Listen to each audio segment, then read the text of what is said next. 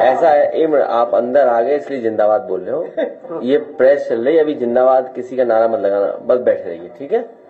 सुनते रहिए जो कह रहे हैं। बहुत शुक्रिया, आप सबका इस्तकबाल है समाजवादी पार्टी के कार्यालय में, और हम सब आपका स्वागत करते हैं। तमाम प्रेस और मीडिया के साथी हैं, फोटोग्राफर्स हैं, जर्नलिस्ट हैं, साथ में जो बाहर से साथी लोग आए हैं, समाजवादी सिपाही आए हैं। इसमें मंच पर बैठे हुए राष्ट्रीय अध्यक्ष अखिलेश जी, राजेंद्र चौधरी जी, किरण नंदा जी, हमारे गुरु जी उदय प्रताप सिंह जी, और तमाम सारे मेहमान जो यहाँ पर मौजूद हैं। आज का दिन बहुत महत्वपूर्ण है, राष्ट्रीय युवा दिवस के नाम से जाना जाता है। और युवाओं के बारे में आप जानते हैं कि सबसे बड़ी चुनौती इस समय देश फेस कर रहा है। जिस तरह की बेरोजगारी है, जिस तरह के सुसाइड्स हो रहे हैं, जिस तरीके की अवसाद, डिप्रेशन में जा रहा है इस देश का यूथ। ऐसे में विवेकानंद जी की जयंती पर, जिसे राष्ट्रीय युवा दिवस के नाम से जाना जाता है, हम सब इकट्ठा हुए हैं। हम सब आज ही नहीं इकट्ठा हुए हैं, पहली बार नहीं इकट्ठा हुए हैं। 12 जनवरी विवेकानंद जयंती पर हर साल समाजवादी पार्टी की ओर से पहले प्रेस के साथियों का धन्यवाद देता हूं कि अभी अभी जब जानकारी दी उसके बाद भी आप सब लोग यहाँ मौजूद हैं। मैं अपने सभी प्रेस के साथियों का बहुत बहुत धन्यवाद, साथ ही साथ दीपक कबीर जी को बहुत बधाई कि जो नेशनल यूथ डे के दिन न केवल हम सबको यहां पर इकट्ठा करते हैं, बल्कि स्वामी विवेकानंद जी को याद भी करते हैं। जहां हम सब लोग बैठ करके याद कर रहे हैं, आदरणीय उदय प्रताप सिंह जी ने जो बातें रखी हैं कि पहले ही भाषण में जो उन्होंने बात, स्वामी विवेकानंद जी ने कहा कि हम उस देश से आते हैं जिस देश ने हमें सिखाया है कि टॉलरेंस क्या है, यूनिवर्सल एक्सेप्टेंस क्या है। हमारा समाज, हमारा धर्म हमें टॉलरेंस सिखाता है, वहीं यूनिवर्सल एक्सेप्टेंस है। अगर कोई भी धर्म का यहां आया, किसी भी विचार को लेकर आया, भारत के लोगों ने उसे एक्सेप्ट कर लिया। अगर उनके जीवन के बारे में जब हम लोग पढ़ते हैं, जहां आज ही की तारीख में उनका जन्म हुआ था 1863 में, परिवार, उनके भाई, और जो सबसे ज्यादा इन्फ्लुएंस किया उनके जीवन को, जहां वो पढ़े, कलकत्ता से लेकर के और जो आसपास उनके लोग थे, और वहां की जो कलकत्ता के जिस इंस्टीट्यूशन में पढ़े वहां से इन्फ्लुएंस हुए। रामकृष्ण परमहंस उनके शिष्य बनकर के भारत का परिचय दुनिया में उन्होंने सबसे पहले दिया। इतना परिचय भारत का उस समय पर किसी और लीडर ने नहीं दिया होगा, किसी और स्वामी या संत गुरु ने नहीं दिया होगा जो स्वामी विवेकानंद जी ने दिया।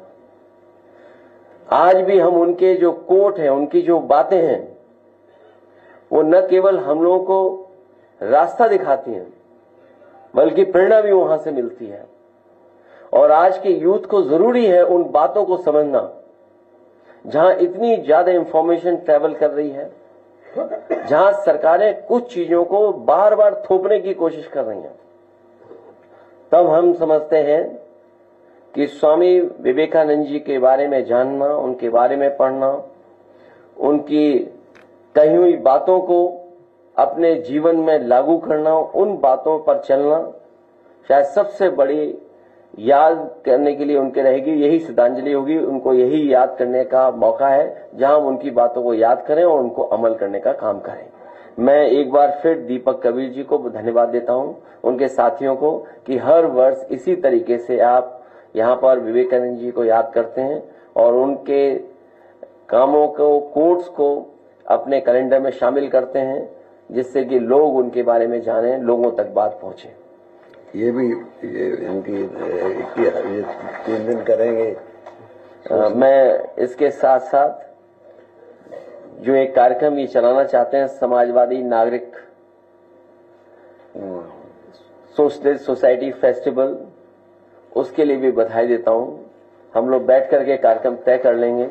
जहां समाजवादी पार्टी पीडीए का कार्यक्रम कर रही है, वहीं इस कार्यक्रम को भी कैसे शामिल किया जाए और कैसे हम अपनी विचारधारा को, अपने कार्यक्रमों को, अपनी सोच को जनता के बीच में ले जा सकें। आज हम जब विवेकानंद जी को याद कर रहे हैं, हमें उम्मीद है कि उनके कही हुई बातों को हमेशा हम लोग दिल और दिमाग में रखेंगे। जहां उन्होंने कहा कि धर्म से ज्यादा हमें रोटी की जरूरत है देश के लोगों को, और जो गरीब हैं उनको धार्मिक बातें समझाना शायद गलत होगा आज के समय में।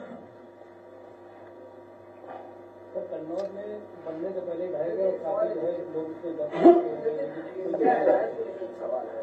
पिछले दिनों जो आपके सहयोगी दल है विद्यालय के, उनके जिस तरह से बयान आ रहे हैं, जिसमें फारूक अब्दुल्ला साहब है, संजय राव साहब है, इन लोगों के जो बयान आ रहे हैं, क्या ये लग रहा है कि विद्यालय टूटा है? मैं कन्नौज में जो घटना हुई है, हम और आप लोग रेलवे स्टेशन को अगर देखें तो जो अंग्रेजों के जमाने के बने हैं वो आज भी वैसे ही के वैसे मजबूत दिखाई दे रहे हैं। आज भी उनमें कुछ बिगड़ा नहीं है।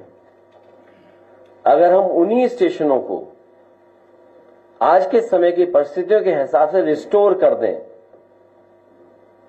तो शायद और अच्छे हमारे रेलवे स्टेशन दिखेंगे। जो कन्नौज में रेलवे स्टेशन या उसकी शटरिंग या जो बनते समय चीजें गिरी हैं, जिसकी वजह से बड़े पैमाने पर मजदूर दबे, भगवान की कृपा है कि किसी की अभी तक जान नहीं गई है। हमें उम्मीद है कि सरकार पूरा इलाज कराएगी। उन परिवारों की मदद की घोषणा की है, कम की है, और करनी चाहिए। साथ ही साथ सरकार को यह भी देखना चाहिए कि आखिरकार ठेके में कौन लोग शामिल थे। ये उत्तर प्रदेश में नई संस्कृति शुरू हुई है जहां ठेके को आउटसोर्स और फिर आउटसोर्स और फिर बीजेपी के नेताओं का दबाव।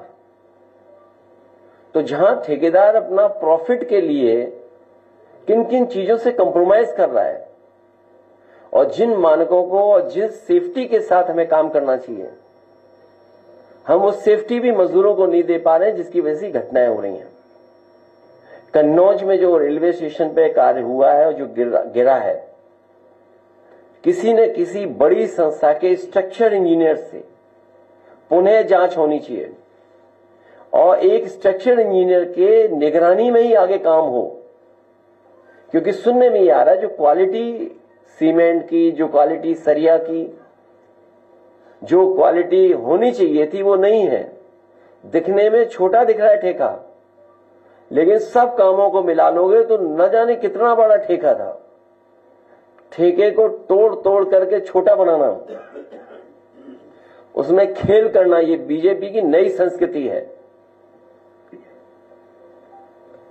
भ्रष्टाचार इतना कभी नहीं हुआ होगा जितना इनकी सरकार में भ्रष्टाचार हो रहा है।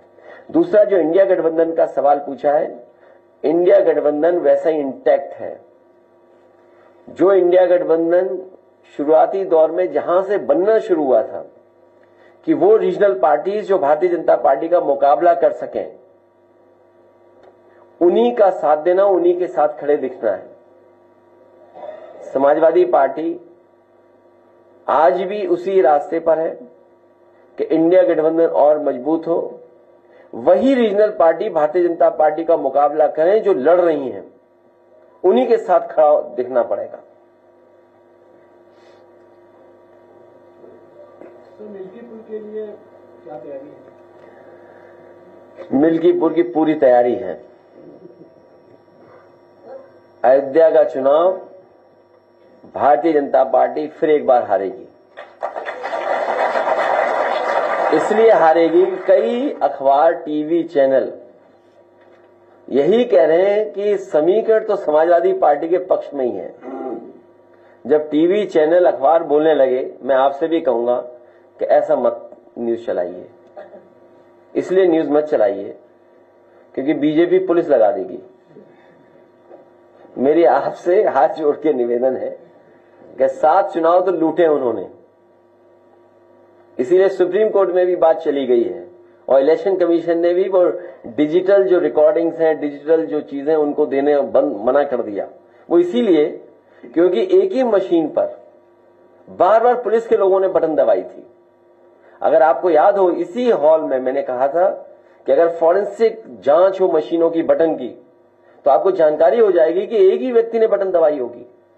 और हमने आपने वो तस्वीरें भी देखी, वो वीडियो देखा जहां पुलिस का एक अधिकारी महिलाओं को रोक रहा था, लेकिन महिलाएं डरी नहीं थी। वो बहादुर महिलाएं वोट डालने के लिए लगातार उन पुलिस वालों से लड़ रही थी। आप बोले ना बोले, हालांकि बहुत सी जगह आप लोग नहीं बोलते हैं, कोई बात नहीं, लेकिन आप भी सच्चाई जानते हैं कि कितना दबाव था अधिकारियों पर। जो अधिकारी बेईमानी कर रहे थे, वो अधिकारी कह रहे थे हम क्या करें, मजबूरी है। तो मिल्कीपुर का चुनाव जनता समाजवादियों को जिताने जा रही है। बस आपसे निवेदन है कि आप हमारी बड़ाई मत करना। 5 मंत्रियों को लगाई गई है ड्यूटी वहां पर, अभी 5 मंत्री। अगर आप विभाग देखोगे उन मंत्रियों का, वो सब लूटने वाले लोग हैं, विभाग लूटे हैं। आप बताइए किस विभाग में नहीं आ रही हैं शिकायतें, किस विभाग में शिकायतें नहीं? 14 तारीख से कुंभ शुरू हो रहा था, जा रहे हैं कि नहीं जा रहे? मैं हमेशा गया हूं और अगर आप कहो तो तमाम वो पिक्चर्स मैं शेयर कर सकता हूं आपसे जिसमें समय समय पे मैंने गंगा में स्नान लिया है।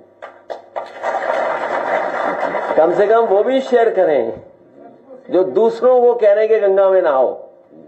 और कुंभ में जाने की जो परंपरा है वो कई मायनों में कई तरीके से परंपराएं हैं। कुछ लोग गंगा स्नान इसलिए करने जाते हैं पुण्य के लिए, कुछ दान के लिए जाते हैं, और कुछ लोग जो पाप करते हैं अपने पाप धोने जाते हैं। तो हम लोग पुण्य के लिए जाएंगे और दान के लिए जाएंगे। तस्वीर लगा दीजिए सर, वहाँ पे अभी लोग सर एक सवाल है, लखीमपुर खीरी में रामचंद्र मौर्य की पुलिस हिरासत में मौत हो गई, उसको लेकर के पीपी सिंह जो वहाँ के सीओ थे धोरारा है, उन पर कोई कार्रवाई नहीं, बहुत उल्टा सीधा बोला परिवार ने। मुझे याद है ये घटना कुछ दिन पहले हुई है और जब मुझे वो वीडियो मिला तो मैंने वीडियो शेयर भी किया था। एक पुलिस अधिकारी इस तरह की भाषा नहीं बोल सकता। ये वही जिला है जिस जिले में एक विधायक जी को ठोका गया था और किसने पीटा था? ये पीडीए परिवार के साथ इसी तरह का व्यवहार इस सरकार में बहुत दिनों से हो रहा है। ये पीडीए परिवार के लोग बहुत अपमानित हो रहे हैं। इसलिए मैंने ये भी कहा कि पीड़ित, दुखी, अपमानित लोग पीडीए के साथ खड़े दिखाई दे रहे हैं। जो मौर्य के साथ घटना हुई है पुलिस की वजह से हुई है और ऐसे अधिकारियों को अगर दंडित नहीं करती है सरकार तो इसका मतलब सरकार जातिवादी है और सरकार जातिवादी को बढ़ावा दे रही है। क्योंकि इस तरह की भाषा इस्तेमाल करने के बाद भी अगर कोई कार्रवाई नहीं हो रही है, इसका मतलब है भारतीय जनता पार्टी, उनकी सरकार में बैठे हुए लोग जातिवाद को बढ़ावा दे रहे हैं। अगर मिल्कीपुर में भी कुंदरकी और रामपुर की तरह गन पॉइंट पे वोटर्स को रोका गया तो उसके लिए क्या तैयारी है? ये सवाल बड़ा है। हम अपने कार्यकर्ताओं से कहेंगे कि अपने मन में ये बात रखें और उस समय जो फैसला ले सकते हैं फैसला लीजिए।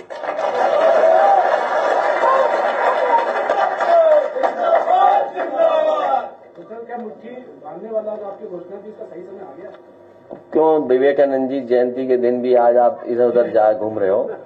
स्वामी विवेकानंद जी के बारे में आप भी पढ़े, हम भी पढ़े, आप भी उनकी अच्छी बातों को माने, हम लोग भी उनकी अच्छी बातों को माने।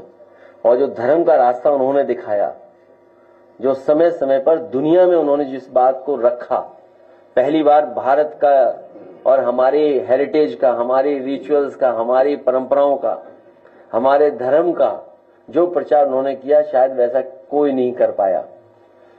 वेस्टर्न वर्ल्ड में हमारी आपका परिचय देने वाले स्वामी विवेकानंद जी को आज हम लोग याद करते हैं, जो उन्होंने धर्म का रास्ता बताया कि जो हमारा भारत ये है कि सबको एक्सेप्ट करता है और टॉलरेंस है उनके अंदर, हमारे लोगों के अंदर। लेकिन आज के लोगों को देखें, टॉलरेंस नाम की कोई चीज ही नहीं उनके अंदर, और एक्सेप्टेंस तो भूल जाइए, किसी चीज को एक्सेप्ट ही नहीं कर सकते। अगर कहीं कमी भी है वो भी एक्सेप्ट नहीं कर सकते। बहुत धन्यवाद हमारे प्रेस के साथियों का। अब नहीं हाँ